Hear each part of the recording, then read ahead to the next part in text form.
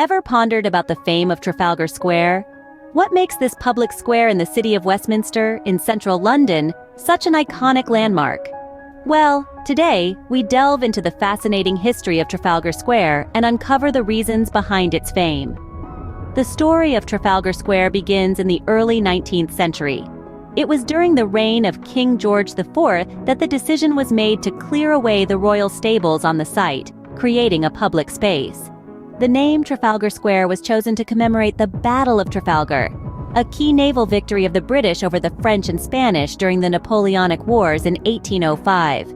In the middle of the square, you'll find a towering monument known as Nelson's Column, erected in 1843.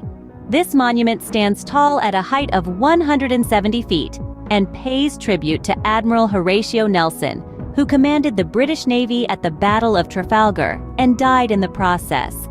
The column is guarded by 4 lion statues, each exuding an aura of majesty and strength, creating a visual spectacle that has become synonymous with Trafalgar Square. The square has also played host to a multitude of historical events. It was a primary rallying point for the suffragettes in the early 20th century, and later in the century, it was the site of protests against apartheid in South Africa and rallies for nuclear disarmament. This rich history of social and political activism has added layers of significance to Trafalgar Square, making it much more than just a physical space. Moreover, Trafalgar Square is surrounded by culturally significant buildings. On one side, you have the National Gallery, home to over 2,000 works of art from the mid-13th century to the 1900s. This includes masterpieces by artists such as Van Gogh, Da Vinci, and Turner.